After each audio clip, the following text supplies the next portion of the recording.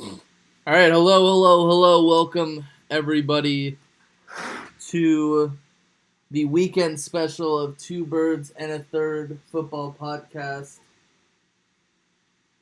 I'm here with Ricky, and we're waiting on Saints Uptown. This episode is going to be talking about exclusively the Saints and other stuff pertaining Yep. to the Saints. Anything we want to talk about that pertains to the Saints. I think at one point we're going to talk about Kelvin Benjamin's new Eddie Lacy diet. That should be fun. Ricky, I just wanted to ask you before, so I'm still going to try to get him in here. Yeah. What is your What is your outlook on the New Orleans Saints? As an outsider. So trying to sum up what this organization is currently looking like. So, as of right now, the New Orleans Saints are in a interesting predicament because they are in rebuild mode. They've been in rebuild mode since 2014. The last time they've appeared in the playoffs was 2013. Yeah. Advancing to the divisional round. I think when you're looking at this team, they're in a position similar to that of the Dallas Cowboys, in which the Cowboys were on the cusp of making the playoffs for the most part, but they just couldn't get over that hump. And I think the Saints are in the same situation if you're looking at it. So they've gone 7-9 for the past 3 seasons, and they've been trying to get the team injected with talent across the board to try and give Drew Brees some help. But I feel is an amazing quarterback. He's going to the Hall of Fame. But the thing definitely. he's putting up such great numbers. The team isn't able to get good talent because they're always going 7-9 and they're not getting a good draft position. Yeah, well, they're getting average draft position. Yeah. So currently here he is. Oh, he's here. How's it going? Hey, what's going on? Yeah. What's up, Pete? I'm pretty good. So we were just talking about, Ricky was just discussing his outlook for the New Orleans Saints. He was basically saying that, you have a Hall of Fame quarterback who always puts up really positive fantasy numbers, but they're in a predicament where they haven't made the playoffs since 2013. They've had average draft position. I always see the New Orleans Saints as being because I really started to gain knowledge about football between the early 2000s, and I've always seen that the Saints have always been either the top of the division or have always been a wild card spot. It's just really weird to see them in this position where they're just meh, especially with such a great quarterback and such a revolutionary head coach. Exactly. And I think, like I was saying, introducing, in my opinion, where the Saints are currently, it's like they're in the position where they're in the NFL's limbo zone where you are drafting in a mediocre position, but you're close to making the playoffs for the most part. This year it was kind of I didn't see the Saints making the playoffs, but that was because I felt that there were other teams that were going to win at least 10 games. The Saints are always that team where you can think they'll get a wild card spot or possibly win the division if one team isn't fantastic. This would happen, PR. Okay. This is the reason why, let me tell you guys, right, I need to go back a little bit so we can understand why we've been marred into the 7-9 mediocrity for the last 3 years. Right. After we last made the playoffs, we had a change of the guard, pretty much on the defense. Gone was people like Roman Harper had left, Jonathan Vilma had left, Will Smith had left, and we had then Malcolm Jenkins went to the Eagles. Mm-hmm. So that left a huge vacuum of leadership on that side of the ball. Mm-hmm. Mm-hmm.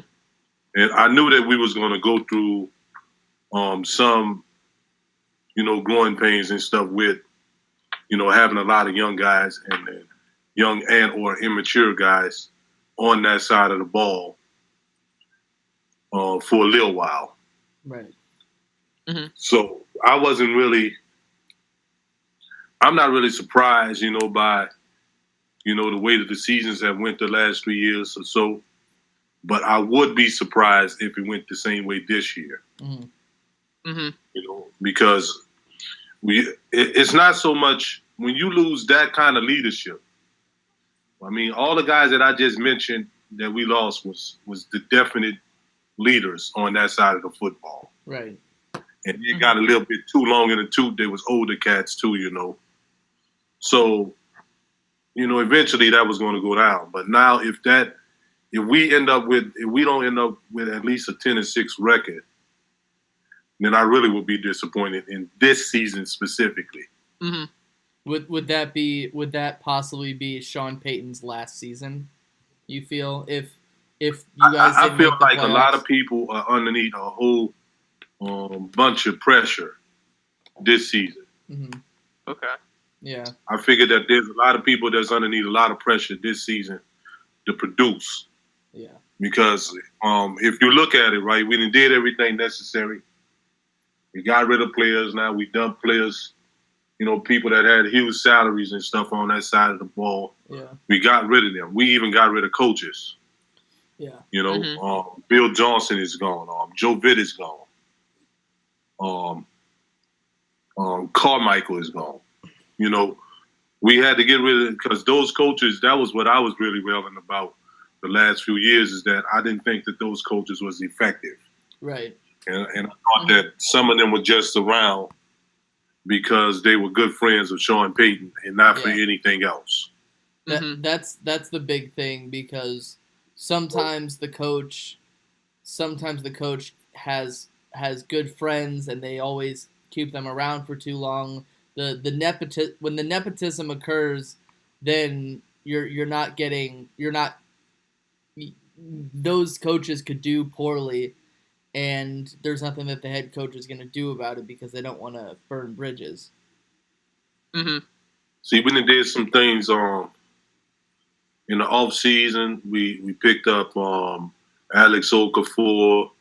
We got AJ Klein. We signed Manti Te'o. Didn't you? You also had James Laurinaitis from last year, right? Yeah, we had Laurinaitis. It was last year. Yeah. And he didn't work out. That was a huge bust too. On that side of the football, that's along with Brandon Browner and a few other cats that they bought in. They even bought Paul Kruger in last season, and he didn't work out very well either. So. Okay. So. Sorry. Go ahead. I feel better about some of the personnel moves that they made, during free agency, and I also feel good about assistant coaches that we was able to acquire on that side of the ball. Mm-hmm. So I think that should, make a difference. Is Jarius Byrd still there? You say what, PR? Is Jarius Byrd still there? Yeah, but he's going to be dropped. That June 1st cuts. Yeah. But, Injury, they already he's been injured a lot. that Jarius Byrd is not in the plan. Yeah.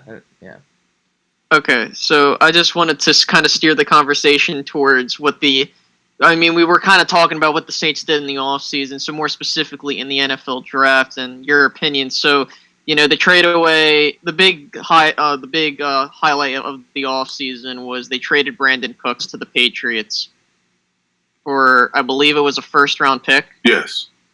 And that first-round pick became Ryan Ramczyk, but also they did make a lot of other moves in the draft in acquiring Marshawn Lattimore and a bunch of other players. So what did you think how the Saints did? Where would you grade them?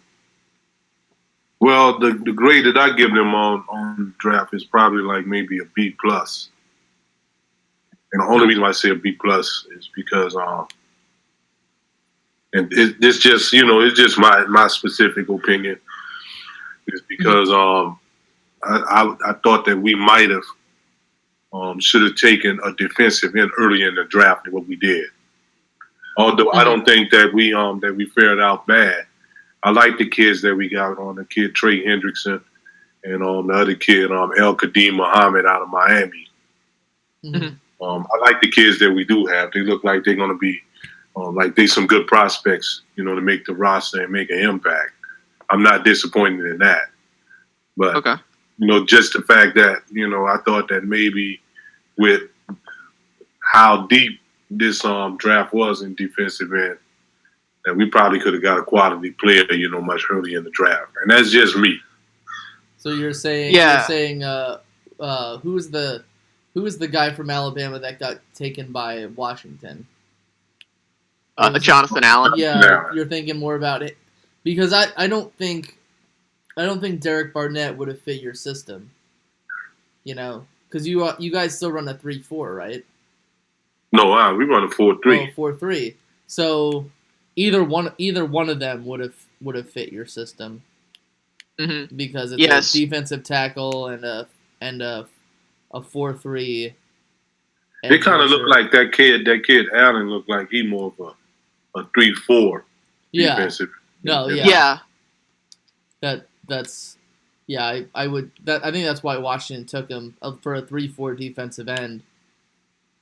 But I think that the Saints have, because I don't even know who your wide receivers are right now.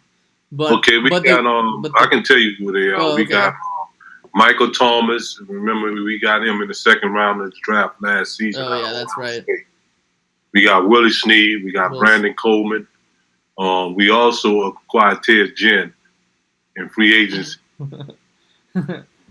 No, I remember Willie Snead. I think he was on my fantasy team one year. But it's underrated wide receivers, and I think that Drew Brees has the mindset and the intellect in order to make those guys do well enough to get him 4,800 to 5,000 passing yards. What's your offensive line situation? Our offensive line, we drafted Ryan Ramsey. Oh yes, 32 right. overall. The guard, right? Yeah, and then we signed Larry Warford this offseason. We acquired him. He used to play for the Detroit Lions at guard. Then we have Andres Pete playing guard.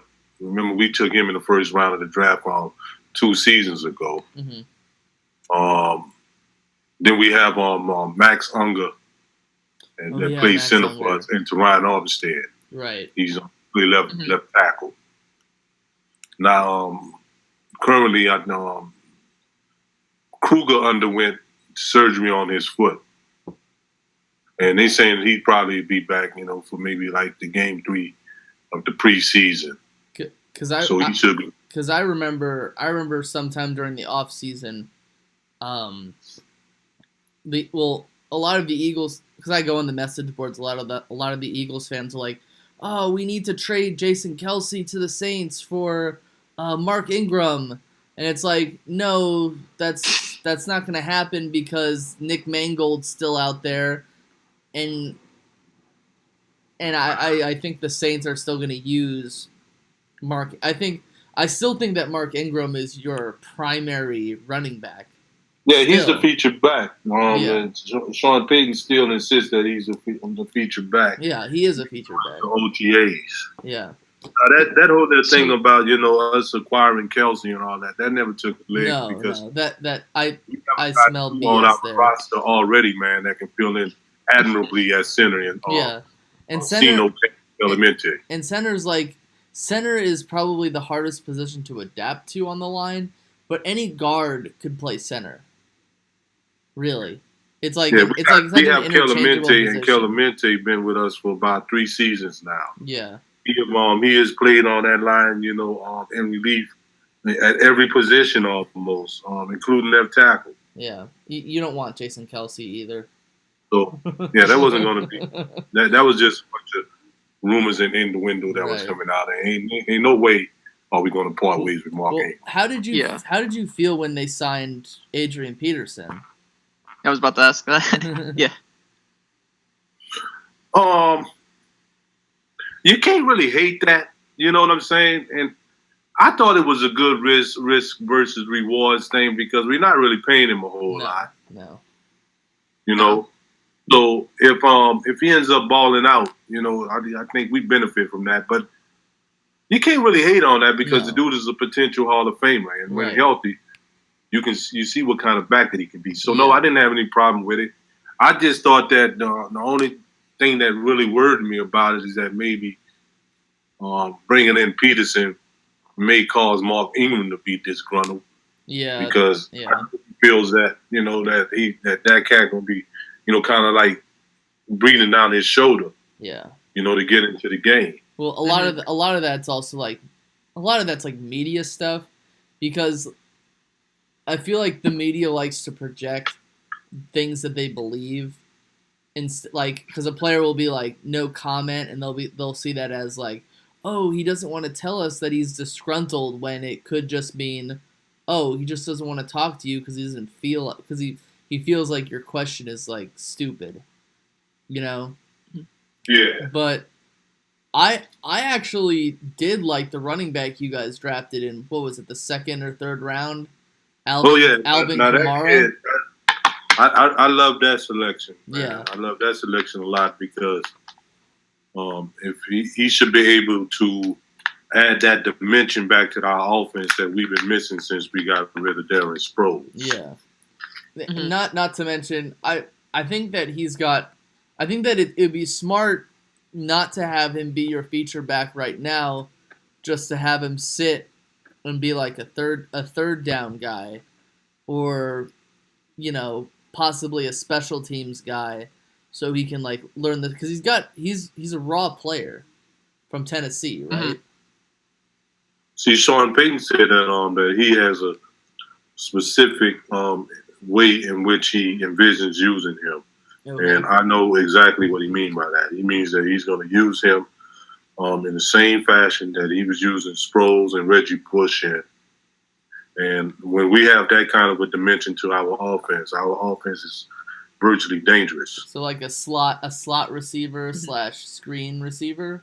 Yeah, that you can put on linebackers and safeties and exploit those kind of mismatches. Okay. Yeah. Yeah. So looking at, the currently, going into this season, the Saints last year, they posted arguably one of the best offenses in the league. I mean, they had the best passing offense, and the second in terms of putting up points, but the defense was ranked 29th. So that that holds them back. So where do you think the Saints will?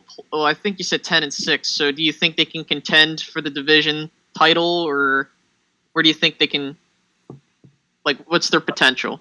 I think so, due to the fact that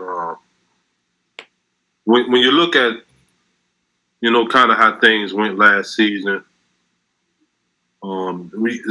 it's so easy, to just pin it all on the defense. Mm-hmm. And the defense does deserve, most of the, the blame for the way in which our season went last season. So don't mistake me in saying that. Right. However, we lost a few games as a result of real poor special teams play. Mm-hmm. Yeah. Now I don't know how often that kind of stuff happens, but you don't really see that happen that much in the NFL, and not that consistent to one team. Right. I mean, yeah, looking at their schedule. Oh, sorry. Go ahead. Last season, we could have easily been like 10-6 last season, because 3 of the games that we lost in that kind of fashion. Yeah. Yeah. Looking at the schedule, you guys lost 6 games by less than a touchdown, and some of them by less than a field goal. So I mean, you easily could have had a much better record. Yeah. It's also you have to realize too that maybe the season, or 2 before that, we had set a record as having the worst defense ever. Yeah. And then to come from that, we've been steadily moving up, slowly moving up, over the years since that happened. And then last season we ended up with, I think we was the 27th ranked defense in the NFL at the end of it all. I'm not saying that that's particularly good. Yeah. But it does shows that there's some progression. Yeah. You also have to understand, like, when the Saints were making their big runs at the very end of the 2000s, they were contending against teams that didn't the teams in their division really didn't have any sort of quarterback identity. Because the Panthers didn't have Cam Newton yet. The Buccaneers were in a quarterback carousel, and Matt Ryan had just been drafted. And while Matt Ryan really played well, it took him a while to become like a 40 touchdown throwing quarterback. So to me, I think it's kind of like shock. I think that, like, the Buccaneers, the Panthers, and the Falcons had just been quietly getting better, and the Saints possibly still reeling from that big contract they gave to Drew Brees, which it's like the bad thing about having such a great quarterback. It's honestly ideal to have that quarterback win a Super Bowl within his first 3 seasons. I mean, Seattle was lucky to get a Super Bowl out of Russell Wilson in his second NFL season, because he's a 3rd round draft pick. They didn't have to pay him that much, So if you have a franchise quarterback, you could expect to pay him $100 million over 6 seasons. But you see, Peter, you got to realize every time when the quarterback get paid, something else suffers. Yeah, exactly. And another thing too is that you have to realize. I mean, we can all day about that, but then the reality of the matter is that quarterbacks are expensive. Yeah. And that's just how it is, and it doesn't really matter. Especially if you got a quarterback that's a first ballot Hall of Famer like we have. Yeah. That's going to be expensive. You know what I'm saying? So that's something that unfortunately you just got to deal with that. And it did. That did affect us when he did get the huge contract. Because that affects any team that pays their quarterback. Any team that you ever saw. If you put a microscope on a team, you'll find where that affected them somewhere. But if you didn't have Drew Brees, then you would never won a Super Bowl. I think most intelligent football fans will understand that if you weren't going to win a Super Bowl with Aaron Brooks, you weren't going to win a Super Bowl with Todd Bowman. You had him at one point, right? Yeah, Bobby. You weren't gonna win a Super Bowl with Luke McCown. You weren't gonna win a Super Bowl with Chase Daniel. He is the best quarterback of his time, maybe the best quarterback ever in doing what he does. And that's just and like I say, that you got to pay for that. Yeah. Exactly. You want to have people, players like that on your roster, it's going to cost you. And fans going to have to realize that. Yeah. So looking at Drew Brees' future, he's getting closer to the tail end of his career. He's 38 years old, and I believe that he's under contract for this last season. Yeah. And I'm not sure if he's going to retire or he might play a year more. I think he can play till he's 40, but in returns of the Saints, what do you think the Saints should do? Should they look to draft someone next year? Should they what do you think they should do? Yeah, I think eventually they're going to have to start looking towards the future, especially if the opportunity presents himself and the right player is there, that they think can be that type of franchise quarterback that they draft. Who do you? Of course, you can't really. We can't expect Drew Brees to play until his mid-40s. Yeah. That would be optimistic.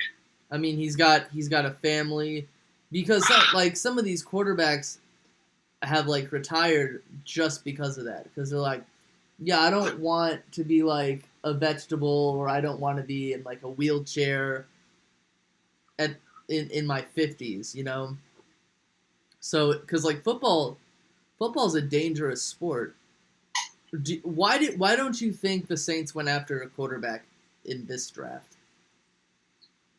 I think they looked at a few people, but because our areas of needs were so far in other positions, that's the reason why they really went, and did what they did. It's not really like, it's almost kind of like to have a luxury to have a quarterback like Drew Brees. And we needed improvement in other areas on the football team more than what we needed at quarterback. Did you guys draft? Did you guys draft a? Did you guys draft a quarterback late or get like a rookie free agent, or undrafted free agent? I believe they got Garrett Grayson. No, what we did is this season we re-signed Chase Daniels. Oh yeah, that's right. Re-signed him back, and we got rid of Luke McCown. Okay. Now we do have Gary Grayson, and I think this is a make or break season for him. He got to prove himself and solidify himself with the Saints. I can very easily see him get cut.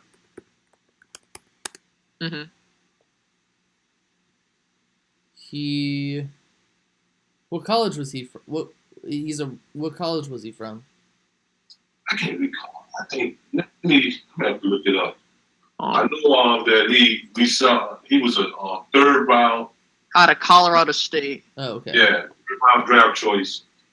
So a Mountain West kid. A third round draft choice, and he still haven't really played up to that potential. So you drafted him last year? No, this is about 3 years ago. Oh, dang! This third season, right?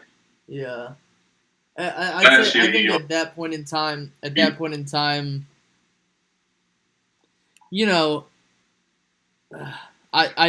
don't know. I'd say at that point in time, you cut your losses with a guy who's been on the roster for 3 seasons. Yeah. Because there are other guys out there. And the main thing about it is that he really hasn't even been able to beat out Luke McCown. Yeah. And then you just re-signed Chase Daniels. And we re-signed Chase Daniels with the understanding that he's going to be a backup quarterback. Yeah. The thing about the McCown brothers, I actually hold the McCown brothers in high regard because they've both been in the league. They've both been, those types of quarterbacks who they're backups, but they're great quarterbacks to use to restart your franchise because you can have that guy, start games while your rookie quarterback is still learning. Those two have been in the league for almost 13 years. So I hold Luke McCown and Josh McCown both tiers of McCown in high regard. We only had to use him on one occasion only. Yeah, 2015, right? Yeah, he had his own commercial, right? When Drew Brees sustained an injury, he had to play against the Panthers. He had his own commercial, right? Yeah, he did have his own commercial. It was like it's good that he understands that he is a career backup, though. Because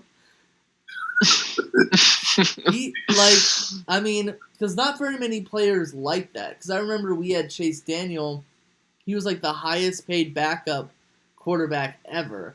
Because we had Sam Bradford, and then we signed Chase Daniel, and then Sam Bradford got really pissed off because we signed Chase Daniel, and then when we drafted Carson Wentz, Chase Daniel got really upset as well.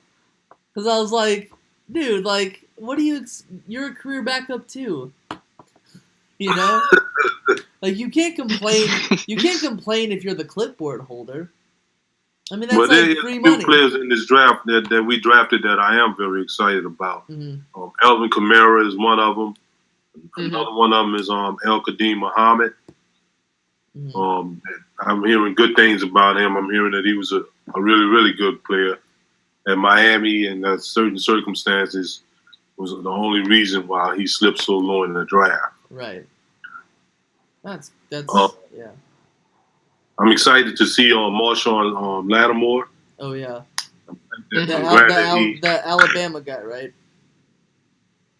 No, he's from Ohio State, right? Yeah. Okay. Yeah. I'm glad that that things went the way that it went, and we were able to draft him. Yeah. Because that was an area of need.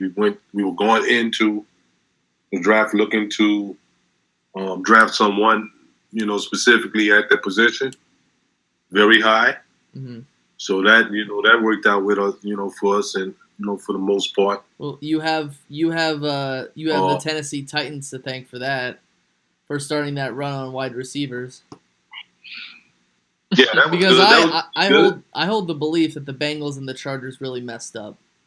Because Corey Davis is a great talent, Mike Williams is not as good, and John Ross is, in my opinion, a dignified slot receiver / kick returner.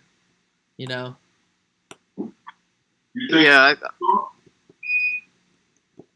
That's just. You PR? What? You really think so? Well, yeah. I mean, I wanted the Eagles to get Corey Davis if he was available. I think most teams wanted to get Corey Davis. I knew the Titans were probably trying to get him at 19. I would never draft a guy named Mike Williams. There's no way anyone could tell me, yeah, let's draft a guy like Mike Williams, because no recent receiver named Mike Williams has ever panned out. And I think John Ross is a very fast guy. He's a very quick guy, but his durability really scares me. I don't think that he's. I think there are guys who are going to get physical against him. And when he ran the 40, he his legs almost fell off. He got injured after running the 40. Yeah. So wait. Yeah. Yeah, that scares me. So I think that with the combination of the right coaches that we have, I think we have coaches now that they have a proven track record, with the exception of maybe Ryan Nielsen, because we picked him up. He came straight out of college. Okay. We have coaches that can get the best out of these players so that they can produce at a high level. Mm-hmm. Yeah. That was my really. How do you feel about the other teams in your division? You have the Falcons, who are just coming off a Super Bowl berth, but a loss. I see them. I still think that the Falcons can get 10 wins, but I don't know if that's gonna be if they're gonna win the division or get a wild card spot. I think that they're gonna get the Super Bowl losers sickness, but I don't think it's going to make them a bottom. I don't think it's gonna make them a bottom feeder. The Panthers, I think, will be a team that gets around 7 to 9 wins, and I think the Buccaneers could get 9 or 10 wins again this year. Let me just put it in terms of this, right? And I'm being straight up honest, no hate or nothing about it. Right. I think that the Saints, the Falcons, and the Buccaneers, I think all three of them did a good job in free agency and in the draft of addressing their needs. And notice that I said those three teams specifically. Mm-hmm. Yeah. And that's without no hate. I ain't trying to throw no other team underneath the bus or nothing like that. Yeah. What I have to say, might really, really surprise you guys. I think that in reality, if things go right, or if things can go right, that there's a potential that two teams from the NFC South can make it to the playoffs. Yeah, I think that's a good possibility too. Because I really like the way that Tampa Bay has built themselves up. Because we're all they're the Tampa Bay Buccaneers, but now they have a franchise quarterback. Now they have Deshaun Jackson at wide receiver. What's his name from Texas A&M OJ. at wide receiver? Oh, no. You know, Yeah, you can't really hate on their moves, man, because No. like a lot of their moves, you know, you can see where it really made sense. Yeah. You know, like and the only reason why I don't really feel that same way about Carolina because a bunch of their stuff that they did, it just don't make sense to me. Like what? Okay. Like to me, like I don't really see why they drafted McCaffrey. Yeah, me neither. because you know, and the fact that they supposed to be trying to change their offense and stuff now, and the only reason why I'm not really buying into that is because they're trying to make Cam more like a pocket type passer. Yeah. Mm-hmm. And I'm from the thinking of that cats are going to do what's natural to them. Exactly. No matter what you try and tell them to do, they're going to do what's natural to them. Yeah. You understand? And you can't take it's like, for instance, you can't take a tiger or a lion out of the jungle and just because you put them in a cage and in a zoo and think that they're not a lion or a tiger. You can't teach an old dog new tricks. You can't, so, and I see where they're going to have a whole lot of trouble trying to do that. I don't think that really suits Cam Newton's skill set. Mm-hmm. And I don't think that McCaffrey's skill set suits what the Carolina Panthers like to do either. Yeah. I felt like the only team that could really fit Christian McCaffrey was the New England Patriots because of how they run their offense. They don't really need a big running back. Or San Diego, yeah. I mean, I think San Diego didn't want to draft Christian McCaffrey probably because they felt they were confident in Melvin Gordon going forward. Yeah. But I mean, they always had cats like that on their roster. Remember, they used to have They had Danny Mm-hmm. Woodhead, they had Darren Sproles before we had Darren Sproles. Yeah. But I mean, a top 10 pick on. I mean, considering how many other needs I'm not saying it was a horrible pick. Don't get me wrong, but I mean, you had all these other needs that Carolina could have fit at that spot, and you take Christian McCaffrey. Who knows? Christian McCaffrey might become a top running back, and I hope that he does well. No, I don't know if it was the right pick. I'm not throwing him underneath the bus or nothing. Just the fact that that I don't think that was just a good partnership. I don't think what he does, bodes well for what Carolina does, and what Carolina does not bode well for what he does either. Well, so coming out of college, he was one of the most sought after running backs from last season. One of the top, probably like somewhere in the top 5, and he's great. He's kind of like a one JUCO kind of guy. Like he runs the outside, had a great offensive line, a run first team in Stanford at Stanford. I think he's got really quick feet. I think he's got really good vision.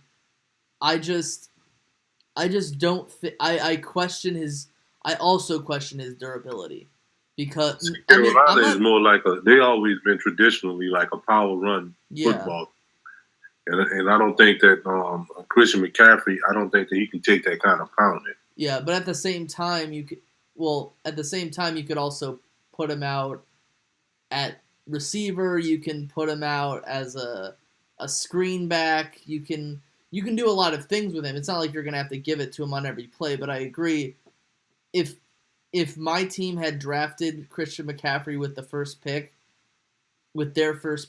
I wouldn't have been that happy. I think he should have been like a low first, high second round draft pick. I think there are plenty of receivers that were picked after him that should have been picked before him.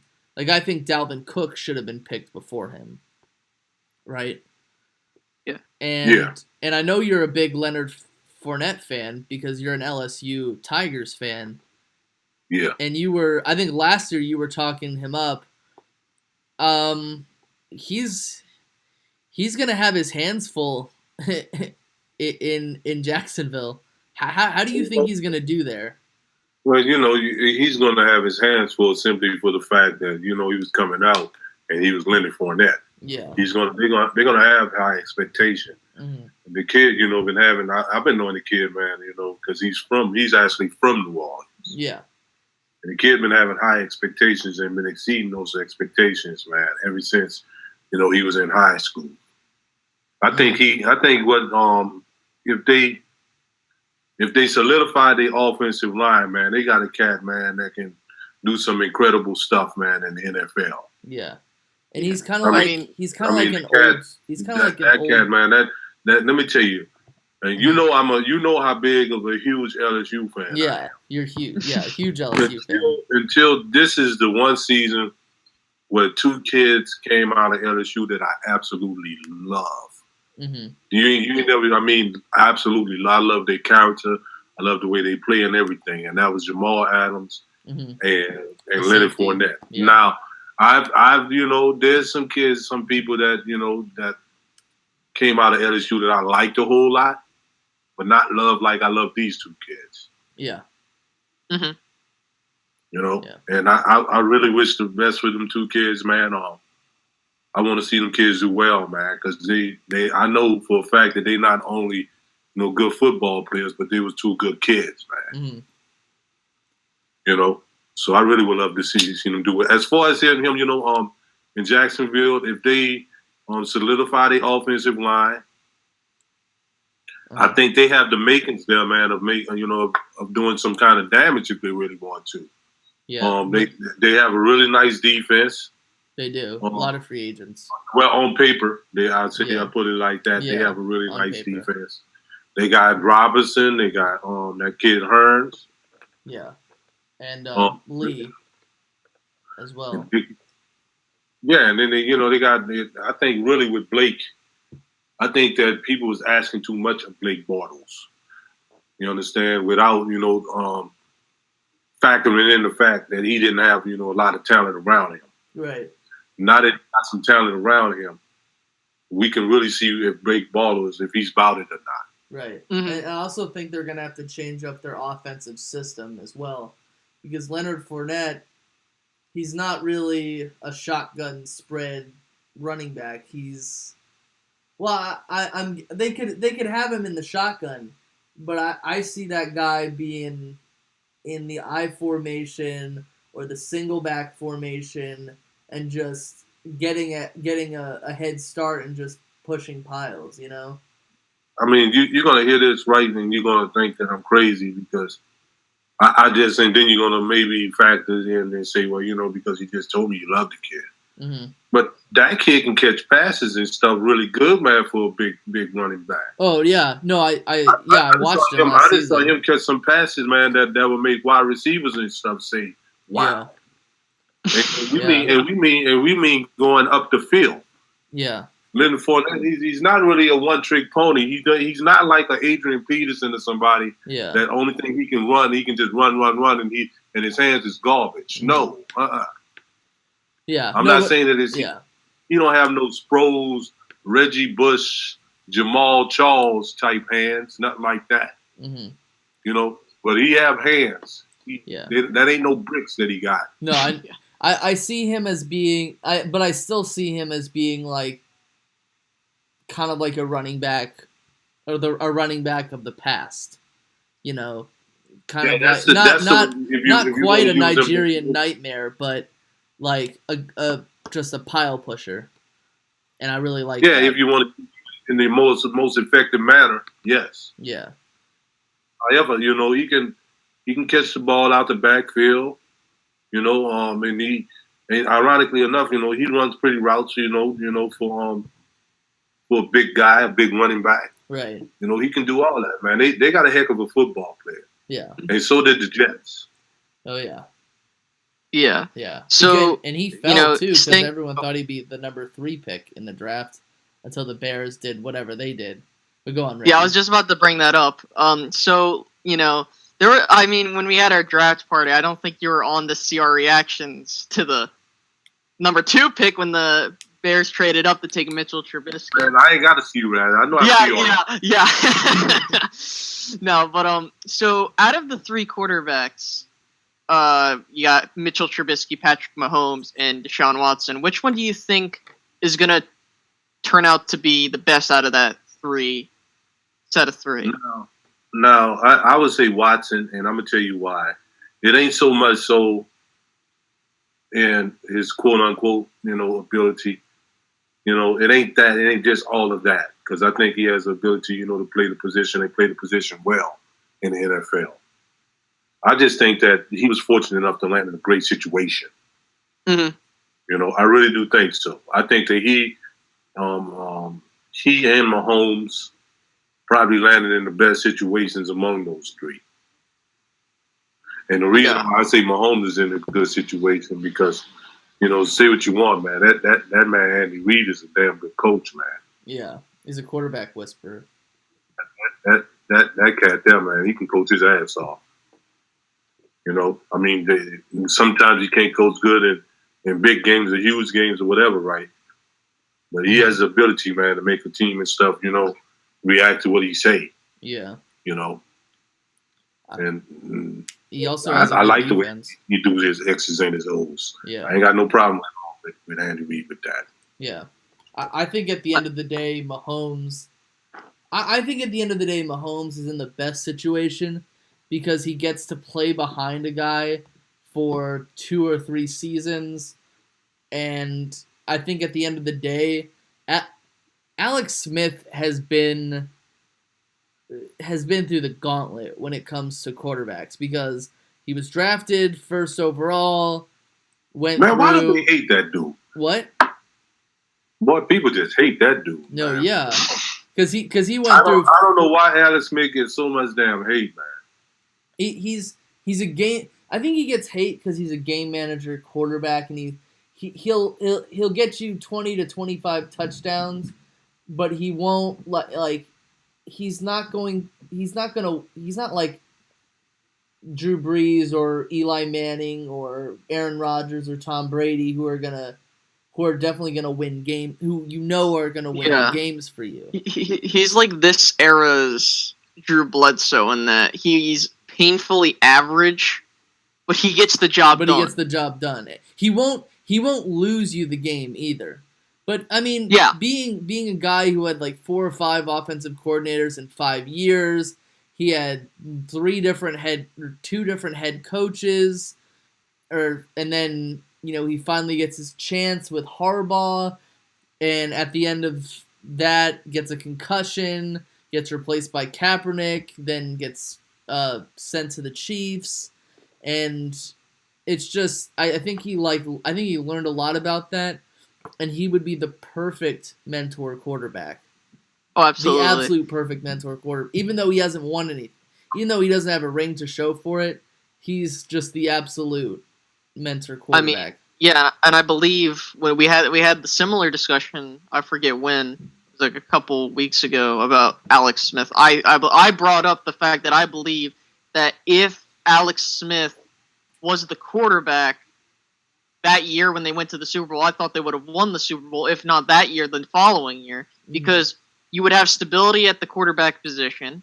You don't have to worry about, you still would have Colin Kaepernick, but it's what Alex Smith provided was stability. Yeah. And the 49ers wouldn't be in the situation they're currently in if it wasn't for the fact that they ditched Smith for Kaepernick. Yeah. The biggest blunder, though, was Jim Harbaugh liked Kaepernick more because Kaepernick was his guy.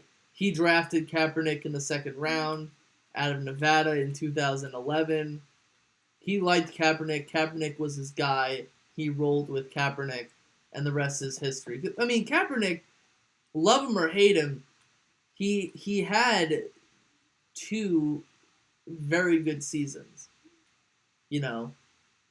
2 amazing seasons especially for him. One going to the Super Bowl and one, going to the NFC Championship. Let me tell you what I really see it with Kaepernick. is that like, okay, you can say that they would have won the Super Bowl. However, the very premises of why they was there in the Super Bowl was because of the style of play that they was running with Kaepernick. Yeah. Mm-hmm. That style that caught the world by storm. So yeah, so you can't really say that. Now, with that being said, right, that read option and all that stuff, right, the league caught up to that. Yeah. And that probably affected a lot, what was going on with the 49ers too, because, Kaepernick, he's not really a traditional stand in the pocket type quarterback. Mm-hmm.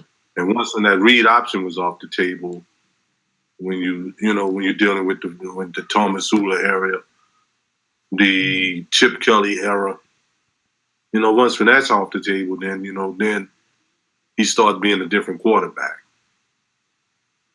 So that's what I think is, the difference in between, the success they had with Kaepernick and the success that they didn't have. Now, I recall they went to the NFC Championship game with Alex Smith, and yes, and they didn't lose the game behind Alex Smith. They lost the game because I think the one kid fumbled a rock. Yeah, the return guy. I forget his last name was, like Woods or something like that. What wasn't it? What wasn't his like uncle or something like that was the owner of the White Sox? No, his other. I'm a White Sox fan. Yeah, I do know that too. He was a GM. Oh, the GM of the White Sox. The GM of the White Sox. Yeah, I remember. What was it? 49ers fan on here named JD in SaintsUptown. He said that he was sitting next to. He said he was sitting next to his uncle during some. I don't know if it was the playoff game. I think it might have been the playoff game against the Saints. It was that playoff game. He said he was sitting next to his uncle. Yeah, and he was like, I was sitting next to him, and then other Bears fan Phil, drunken tailgater, was like, hey, there's no way that's possible because he'd be sitting in a suite. He wouldn't be sitting like amongst the fans. So everyone was like, "Are you sure that's what you meant?" But yeah, that did it was a close game. It was like 13-10 for a while, and then Williams fumbled. He fumbled twice. He muffed one, and then another one hit him. The ball hit him, and he didn't pick it up, and that was just a freak thing, Mm-hmm. And I think the 49ers would have won that's the reason why they eventually lost the game. Yeah. Alex that really balled out. They could have been in the Super Bowl that season, actually. Yeah, I think they would have won, too, because the Patriots, they didn't make much of a good showing against the Patriots didn't make much of a good showing against the Giants. And the Giants weren't even the best team at the time. Well, they were the best because they won the most games, but they were a 9-7 football team, and they won the division at 9-7. The team with the worst record to win the Super Bowl in NFL history is the 2011 New York Giants. But what I've learned is it doesn't matter how you do in the regular season. You could be the best. You could be the best team in your conference. First game of the playoffs and just get, slapped. Yeah. You just have to catch. You got to catch fire late, and even if you're the hottest team in the playoffs, that doesn't even matter either. I mean, look what happened with what happened with Dallas last year. They were arguably the hottest team in the NFL. I mean, because of how well they were playing, going 13-3, and then you end up getting snuffed in the playoffs. Well, I would say the Packers. I'd say the Packers were the best. Well, the Packers were. Yeah, the Packers ended up becoming the hot team. Yeah. But you get what I'm saying? The Cowboys had that hot streak going, and then they got cold. And to prove what you're saying, right? Let me tell you, right? In 2009 when we won the Super Bowl, if you remember, we went 13-0, mm-hmm. and then we lost. We lost our first game to the Dallas Cowboys, Yeah. to the Dallas Cowboys in the Superdome. And then we lost our next 2 games after that. We ended the season on a 3-game losing streak that year. Yeah. Mm-hmm. And then we caught fire from that first playoff game that we had against the Arizona Cardinals. Mm-hmm. Yeah. That's where we caught fire at. Yeah. You understand? So yeah. You need to catch fire like around that time. You can catch fire in the playoffs, man, and that can propel you behind somewhere, Mm-hmm. To the Super Bowl. You've seen that happen. That can happen. That's the reason why the best thing is to try and get you behind in there. Right. Get in the playoffs. Yeah. So looking at the last year's quarterback class in terms of the rookies quarterbacks from the 2016 draft, 3 notable mentions. You have Dak Prescott, Carson Wentz, Jared Goff already being labeled a bust, and you also have Paxton Lynch, but he's a bit of a question mark because we still don't know the status if he's going to start or not.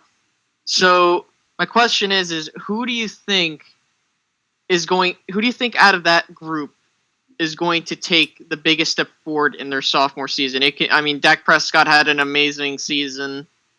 Carson Wentz had a very decent starting season. Yeah, it was like up and down. So who do you think out of those quarterbacks is going to take a bigger step forward? Now, as far as let me put them down individually. As far as Dak is concerned, I don't think that Dak going to take a step back at all. I think that the situation that he in, fits what he does, quite perfectly. Yeah, I'm looking for him to even improve. Yeah, that's where I stand. Yeah. As far as golf is concerned, I'm gonna really have to see what's going on with that kid because I had a lot of question marks about him, in the first place, and a lot of that was just basically confirmed. Mm-hmm. Then you mentioned Carson. No, we're gonna come to him last because I know he's an Eagle. Then you mentioned Paxton Lynch, right? Yes, guy for the Broncos. I will be surprised. Not only surprised, disappointed. If this dude don't win the damn quarterback spot for the Denver Broncos this season, man. If he don't win the quarterback spot for the Denver Broncos this season, then I think you can put him in that bust category. If he don't go in there and eat and take that spot from Trevor Siemian, then I would be like, you ain't as advertised, dude. Yeah, you understand? Because I thought, because I really thought Paxton Lynch was good, man. I thought that the Broncos, I thought that they made out. Yeah, getting where they got him at. Now I guess we get to Wentz, right? Yeah. Now, I'm going to be honest with you. Last season, I thought both him and Jared Goff was going to be a bust. I did. And I publicly said that on several occasions. Going into the season. I thought they both was going to be a bust. But Carson Wentz surprised me a little bit this season. In the games that I saw Carson Wentz play in this season, he looked poised. He looked, in a couple of them games, he looked like a veteran. And he did not look rattled. Yeah. He did not look rattled. Unfortunately, in a couple games, he did glaringly look like a rookie. I really think that he needs to. I can understand him looking like a rookie, but looking rattled, like he's scared, like Oh no, he's never scared. I didn't see that out of Carson Wentz. No, he's. I mean, he grew up watching Brett Favre, so he's got the gun. He's got gunslinger, no look gunslinger in him. The issue is his footwork was a bit off. Oh, it was horrible. In my opinion, it was atrocious. Yeah. But it wasn't. But see, like, I know I'm a Dallas Cowboys fan, so I'm gonna try and be as unbiased or trying to find the word. I can't grammar. But but the thing is that when I was watching Carson Wentz, I was looking back. I wanted to see some highlights because I'm thinking he's gonna do better. I think he's going to improve. But then when you're watching his footwork, it looks so ugly. Yeah, it's like, and I heard that his footwork's improving, and if he can work on that, I think that he can improve in year two. As for Dak Prescott, I think that he's in a perfect situation. He's not required to do a lot, and if he is required to do something, he can do it. I mean, that was nearly put on display in the Packers game in the playoffs. He nearly brought the Cowboys back to a win, but unfortunately, Aaron Rodgers got the best of the Cowboys, and he performed something that he's normally done throughout his career. But as for the other two, and Jared Goff and Paxton Lynch is a question mark for me because I don't even know if he's going to win the starting job. And it was like, what was the point in even getting him if you were going to go with Trevor Siemian the whole time? And then as for Jared Goff is an interesting case because people are already labeling him bust, but I think it was the one game versus the Saints, he actually showed a lot of promise in that game where he threw like 3 touchdowns and he threw an interception. But I mean, he looked pretty well, but I like how the Rams got rid of Jeff Fisher. It was about time. So it's going to be interesting to see what Jared Goff does. Well, Jeff Fisher didn't even want Jared Goff. My personal issue with Carson Wentz, he needs to work on his footwork. He needs to work on his throwing motion because his throwing motion can often be terrible. Oh yeah. He's got a quick release. He's got speed. He's got pocket presence. It's just you never know what you're gonna get with rookie quarterbacks. I like the way he played in some games, but there were some passes that he just couldn't he tried to force it into Zach Ertz way too much. And that's been an issue with Eagles quarterbacks, forcing it into Zach Ertz. The tight end seam pass, you get a tight end seam pass because you got your tight end being matched up against the linebacker, and the safeties are playing, halfway, and they're double covering receivers. But the issue is we didn't have any good receivers last year, so you have the safeties targeting the best receiver on the field at the time, and that's the tight end running the seam. So it was just. I think, and this is what I think gonna happen this season. This is just my little prediction, my little Negro Dallas. I think he gonna find something. I think him and Elshon Jeffrey gonna eat. Yeah, I hope. They're gonna find a little something together. I hope. Watch. Yeah. Watch. I think. Yeah. They're gonna find a little something together, and him and Elshon Jeffrey gonna be eating off from that. I want to go back to something that Ricardo said earlier, right? When he said Jared Goff played against the Saints. In the second half of that game, he looked rattled. Oh yeah. Remember how I said that I didn't see Carson Wentz look rattled? Mm-hmm. You understand? None this season, and I paid attention to Carson Wentz. Yeah. You understand? I did that. And every time when I proclaim a player that I think that they might be a bust, I'm just gonna pay attention to him and see if I played all along. Just to confirm what I was saying. Right. And he didn't look rattled, but Goff looked rattled. Oh yeah, he really did. Yeah, he looked rattled. And I don't like quarterbacks. Is when you're a rookie quarterback specifically, and you looking rattled. It also comes down to the system that he was drafted out of. He played for Cal. From what I saw, he's a bit undersized. He's really fast, but he played that offense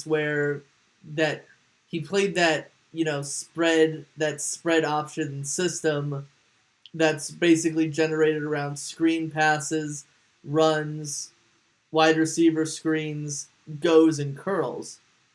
So he ran a very easy system, and I think he was just overrated out of Cal as a college quarterback, and was drafted too high because of that. Yeah, and and just to clarify, I did say he did have flashes against the Saints because that was arguably the best game he had, but then after that, the rest of the games he's played, I mean, the one against Atlanta was probably, arguably, his worst game because he was he looked so rattled. I mean, yeah, like he has flashes of talent. He can do it. It's just, I don't know if he can get it together. I mean, we'll have to see with this new coaching staff. So, I mean, who knows? He might end up getting it together, but I doubt it. This was the coaching staff that helped Kirk Cousins as well. So don't forget about that too. Yeah. This was I forget what his name is, but he was the offensive coordinator for Kirk Cousins from 2000. Was Sean McVay, I think his name is. 2014 to 2016. So. And the reason, I have another reason why I wish that everything kind of work out like, over there with Paxton Lynch and stuff like that is because their head coach, he's from New Orleans. And I think that's, if I'm not mistaken, I think that's the first head coach of the NFL that ever came from New Orleans. Yeah. Yeah. So I want to see Vance Joseph do good over there. Except when they played against the Saints. Was he the defensive coordinator for Miami or the offensive coordinator? He was the defense, yeah. Okay. But then what's so funny about him is that when in high school, he played offense in high school. Mm-hmm. He played for a school in New Orleans by the name of Archbishop Shaw. Okay. And not only did he play, he had all them brothers. He had Vance Joseph. I think he had a brother named Lance Joseph. All of them, they all played for Shaw. Well, Lance Joseph was a cornerback, right? Yeah. Okay. You can see that's funny how he became a cornerback, and he played quarterback too when he was in high school. Nice. They all played in the same division that Peyton Manning and Eli Manning played in too when they was in high school. They played in the same division. Don't forget about ODB played in that division too. Don't forget about Cooper Manning, because I know everyone else does. Yeah, but he was a good wide receiver before he had an injury. Man, Cooper Manning was better than Peyton, and he was better than Eli. And he played receiver, right? Yeah, man. Yeah. Cooper Manning was good. He was good. He was better. He had an injury, or I thought he had a disease. I think he had an injury or something, man. If I'm not mistaken, injury or disease is something that prevented him from playing football further. But he was pretty good. He was fast and all that. No, yeah. He probably could have been the best man ever to come out. As hard as that is to believe. No, but yeah. What do you think about who did the Jets draft Bryce Petty, or was it another guy? They got for a quarterback? Yeah, because they got Christian Hackenberg. Yeah, they got Hackenberg. That's right. Oh God, Krappenberg. Because my girlfriend's a Cowboys fan, and I remember that the Cowboys were expected to get Hackenberg. No, imagine that. But he was the other guy who came. He was the other guy who came out of that draft or last year's draft. What y'all have to realize too, man, is that like what happened with the Cowboys last season. It affected this draft this season, and people absolutely because now they seen how they went there and they got Dak, and they didn't really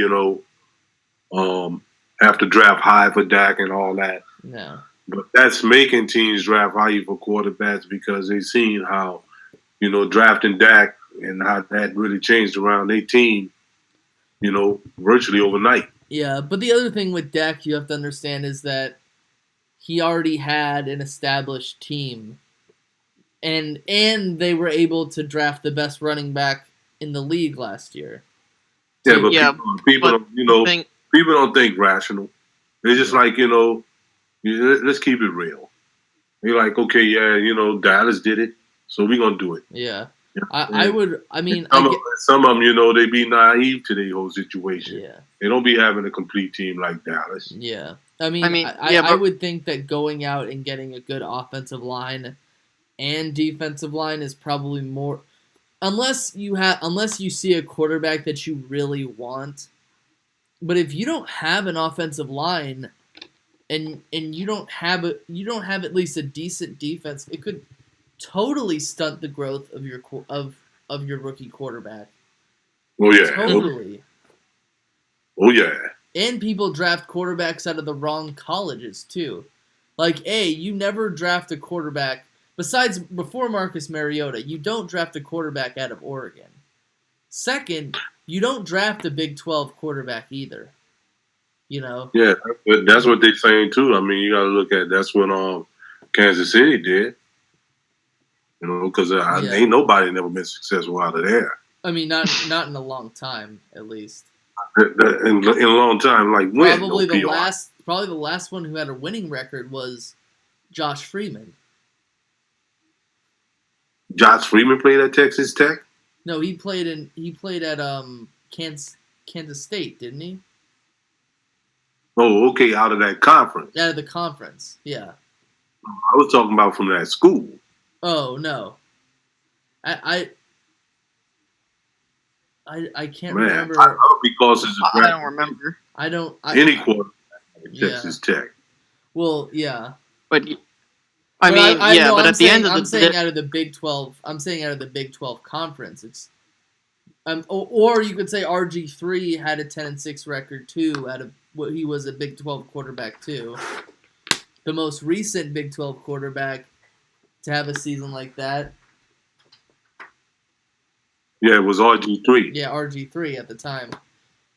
Yeah, and that was ironically, that was still around that time when teams and stuff was running that read option and all that stuff with success before the league caught up to that stuff. Before it caught I think, yeah, and I mean, if you're looking, I think what we're gonna see from Dak Prescott, if I think he'll be successful, I think he will be what we would have envisioned, or what people would have envisioned RG3 or Colin Kaepernick would have been if they were able to be more successful pocket passers. In that a lot of people, when Dak Prescott was going into the draft, many people thought, oh, he's just Tim Tebow 2.0.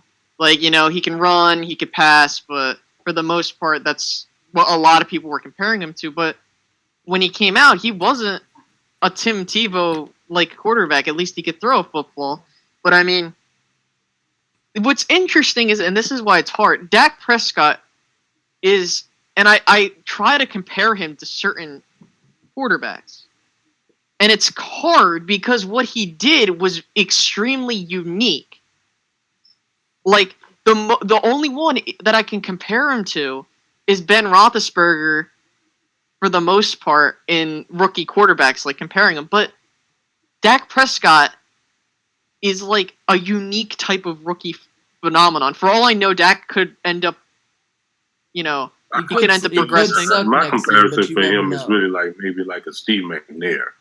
Yeah, like he's like a mix. Yeah, I feel like he has a lot of Steve McNair in him. Like an Air McNair. Yeah. That's why I can compare him. Plus, the reason why y'all was able to be successful and can be successful with Dak is because y'all don't be running those dumbass read options. Yeah. And all that old kind of stuff. They get your quarterback banged up. Yeah, that's what happened with RG3 in the playoff game against Seattle, I believe. I mean, he blew out his knee because, they overused that. He blew out. Quarterback, since when they started running that crap, every quarterback that was running that crap got laid out. Yeah. Remember Kaepernick? He had the shoulder surgery when he was coming into the season. Mm-hmm. The read option should only be used in selective situations if you have a quarterback that can run it. You got a 3rd and 1 or a 2nd and 1, and you really need to get it, or you're on the goal line. It's a perfect time to use it. But you should be basing that is that the read option should only be used in college, or in selective times. I mean, with the even in that selected time, right? That selected time may be the time when they bang your quarterback out. That's true. Because you got to remember, man. Look, Bill Parcells he told me he basically gave the blueprint on how to stop that crap. Yeah. When you're doing that read option, man, you can hit the quarterback every play. Yeah. Regardless of if he hands it off or not, you can bang him up every play because he's a runner. Unless they slide. That's legal. No, I mean, the thing with unless they slide, you can't though. I don't. How you gonna hand it off in this slide, PR? How you do that? I don't know. I think I need to get lessons from Michael Vick. No, no, PR. You can't do that, man. Like I say, you ain't slide nowhere. You understand? Yeah. And them boys can hit you every play. That's legal. Yeah, I mean, see, so that's why those cats get laid out. You can't do that, man. The thing with RG3, the NFL forces you to play from the pocket, man. Yeah, but the thing about RG3 was that guy tried to get too much control with the team to the point where he was like, "Hey, I don't want to be running I don't want to be a runner like this because it's already gotten me injured twice in one season. I want to be a pocket guy. These are the plays I want to run." The issue is he wasn't. He. To be honest with you, with that whole little situation, man, that little situation was funky all the way up to the top. Yeah, it was. Because first of all, the Shanahan wasn't too. He didn't really want no RG3 in the first place. Yeah, he wanted Tannehill. And he wanted, and then he showed that he didn't really want him, and RG3 was drafted, and then they drafted Kirk Cousins behind him. Yeah. Who ended up being the starter. I mean, and I think that really it was just, that Shanahan was trying to stick it to management. And RG3 was the one that was caught up all in the middle of all that crap. Yeah, that is true. I mean, it was a messed up situation all the way around. You have a quarterback controversy, and you have the fans who are like, I like that guy. No, I like that guy. He's better. When you have believe me, I've had more than my share of being caught up in situations like that and being right. But I mean, I was the one who was caught up in that Nick Foles, Michael Vick thing. And I will say this, like, no offense to Michael Vick, like a lot of people might hate him. To me, he did his time. He played well with the team for 1 year, but then just fell off because he didn't study plays, he didn't study playbooks. And a lot of people were like, "Oh, look how fast he is." And then you got this statue quarterback who could play just as well, if not better. Yeah. Kelly and I still have arguments over whether Nick Foles should be a starter in this league. She says I'm an idiot. No. See, when that whole thing was going on, this is what I was seeing from it all, and what really kind of agitated me about the whole situation was that, like, I don't think that Michael Vick was given a fair shot in the whole thing because his poor play was as a result of how poor the offensive line was at the time. Yeah. Offensive line was just piss poor. Mm-hmm. I mean, Vic, he snapped the ball. Yeah. And, before he can even get back there and shit, man, people was all in his face and shit. Yeah. So, I mean, that ain't, that's not really fair. Yeah. I mean, it's not fair to say, but at the same time, I've never played offensive line. I've never played football at like a tackle football level where it's organized. But I imagine if you've got like a running quarterback, that's probably the most difficult thing in the world. A guy who you don't even know where he's gonna be. And the best season. I understand that, but that season, right? I was seeing people, man, in the backfield, man, at the snap of the damn ball. Yeah, I saw that too. You understand what I'm saying? That I understand what you mean and stuff because, offensive linemen, they block and they can't see what you doing back there. Mm-hmm. Whether you zigzagging or whatever you doing back there. Yeah. You know what I'm saying? I can dig that. But that season, man, they was having defensive linemen fire off the damn line of scrimmage. Yeah. All on him, man. Yeah. I mean, no quarterback is going to be successful with that going on. No, they won't. But at the same time, and they're going to be banged up, and he's going to be often injured like he was. Yeah. But at the same time, his best season with the Eagles, he had the worst offensive line he's ever had. I don't know, but you got to realize that maybe at that time he was young enough and still vibrant enough, to take and make up for it. But I mean, if you have a young quarterback who throws 27 touchdowns and 2 interceptions, I mean, I'm sticking with the new guy too. When Foles did that, yeah, I'm sticking with the new guy too. I think that I just got lucky personally in that situation that I sided with the right side, but the side that won, but I could have been unlucky, and Michael Vick could have been way better, and Nick Foles could have just been complete crap. But with Vic, man, it's just that he always had tremendous athleticism and stuff. And he even admits himself that, over the course of his career, he didn't really take football as serious as he should have taken it. Yeah. Mm-hmm. No, I remember that. I he's a once in a lifetime player. Like a guy who's like if you were to match him up with somebody, if you were to compare him to somebody, it'd probably be either Fran Tarkenton or Steve Young. But even Fran Tarkenton and Steve Young couldn't do the things that Michael Vick could do. No, they didn't. They wasn't that gifted physically. Yeah, but stuff he did. But you see that the only thing about them too is that they also had people, good systems and stuff, man, that fit what they wanted to do. It wasn't some system where it was some kind of read option.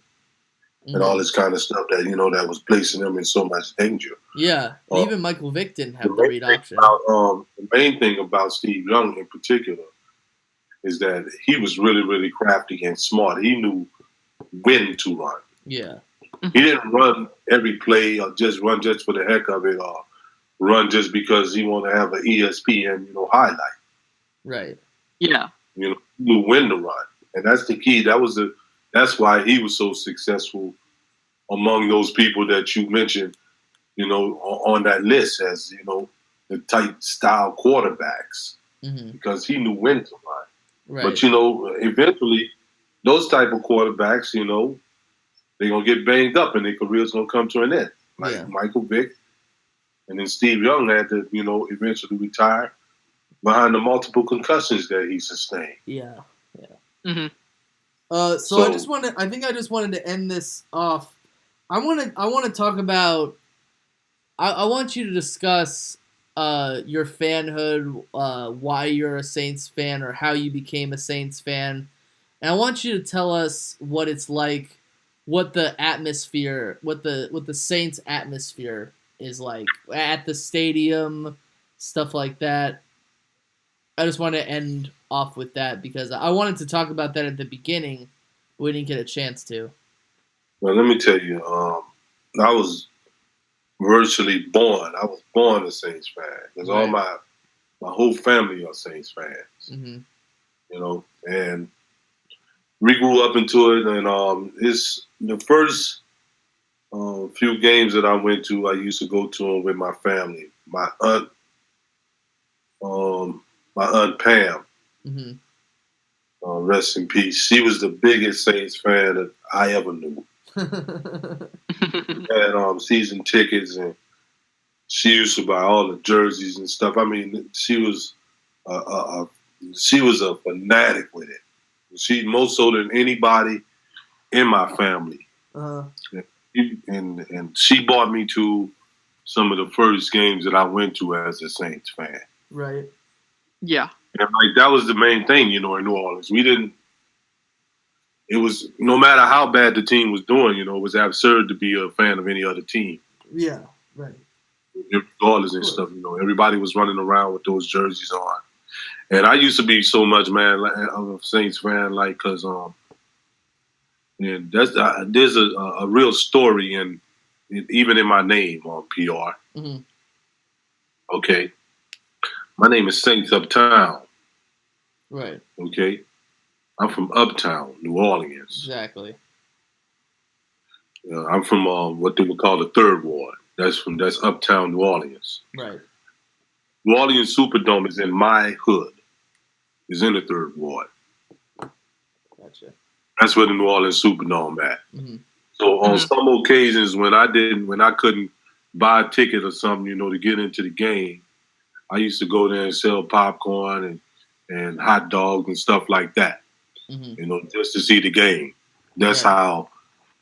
How much of a Saints fan that I've been. Right. My life. Uh-huh. And I was there to see a bunch of different stuff. I was there when we won our first playoff game. The one against the Eagles? No, the one against the Rams. Oh, the Rams. That's right, in 2000. Yeah, when we had Aaron Brooks. Totally forgot about that game. That was one of those games where the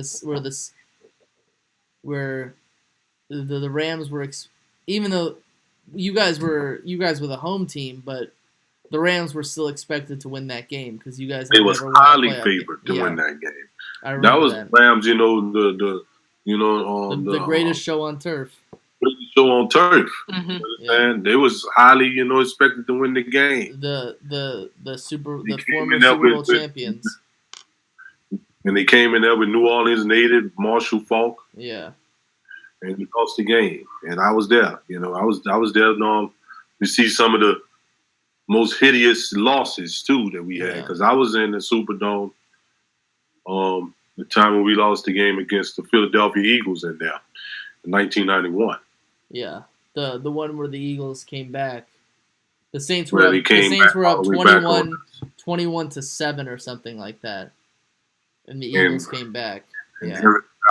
Eric Allen couldn't stop doing. Bobby Abel couldn't stop throwing interceptions to Eric Allen. But you guys were. I remember one season. No, I don't remember it, but I've done I think it was like the 19. It was like either the 1991 season or the 1994 season. I forget which one it was. But you guys were like. You guys ended the season like 12-4 or something like that, I think. Yeah.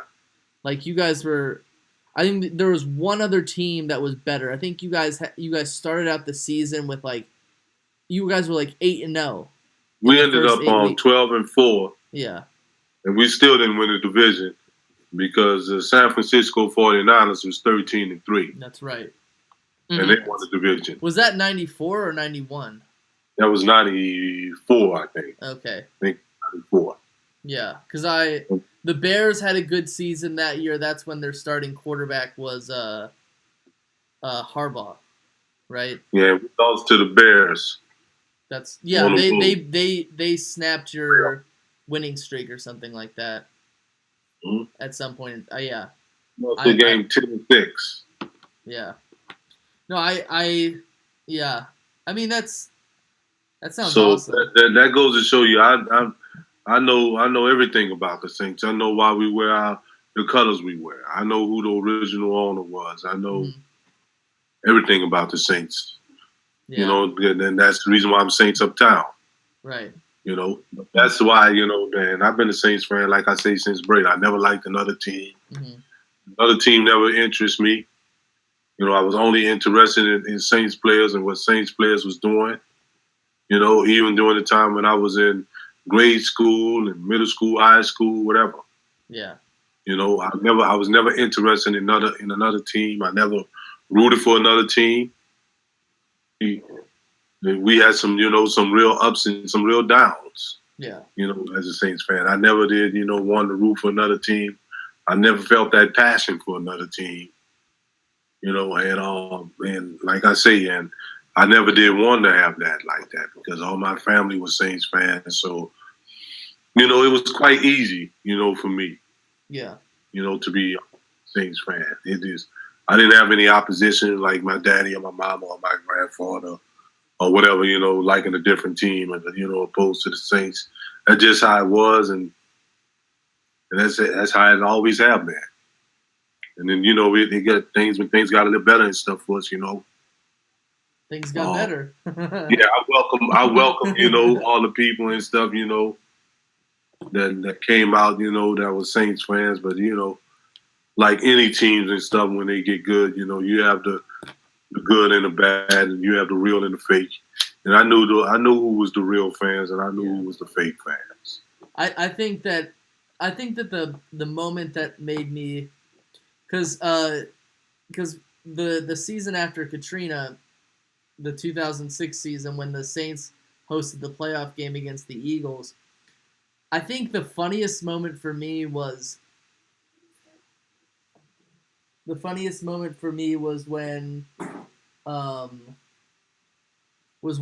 that Saint they had that woman in the crowd with the shirt that said "fuck the Eagles." Yeah. And they showed that like twice. I remember thinking like, seriously? Where's the FCC when you need them? But that was fun. And then she got a modeling gig or something like that. That was funny. And she wound up, man, and that was a game too, man. We wound up winning that game. That was a game when one of my favorite Saint, right, is Ricky Jackson. Oh yes. Jackson is my favorite Saint of all time. Now, Deuce McAllister is in my top 5. Right. And he played well that game too, man. I remember that play he took, and he dragged several Eagles and stuff into the end zone with him. Yeah, Deuce McAllister. That was the Sheldon Brown. Hit on Reggie Bush game. Yeah, I was so surprised that he got up after that. That was people don't realize that was the best hit that Reggie Bush ever took that night, and it was the best thing for us that night. Yeah, because he sent out 2 plays and then he came back. Yeah, you guys scored a touchdown on that. By the way, right, that woke the team up. Yeah. That hit right there woke the team up. Some hits can put a team, intimidate a team and have them fall into a shell. And some hits can make a team, get up and be like, wake up. And that hit made the team wake up. And you notice, man, Reggie, he balled the rest of that game. Yeah, he did. He sure did. All right, so I think that's all for today. I think I've got some errands that I need to run. But hey, man, appreciate it, man. It was good and stuff, It was good talking. Mm-hmm. It was good talking to a football fan OG, somebody who honestly, when it's all said and done, SaintsUptown is probably one of the most knowledgeable fans I've ever talked to, and that's not blowing smoke. It's the truth. No doubt, man.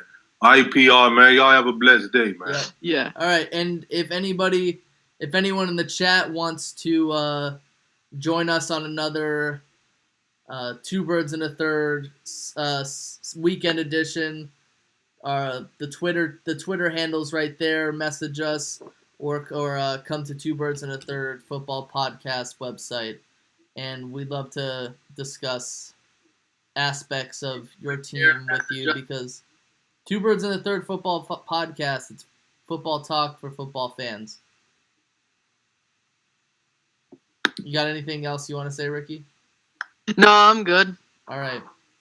So, yeah, we're out. We'll see you guys sometime this week, where we will be hosting Corpus Christi Arena League football, National Arena League football quarterback Kyle Cool. So we'll see you guys then. You guys have a nice day. Yeah, catch you guys later.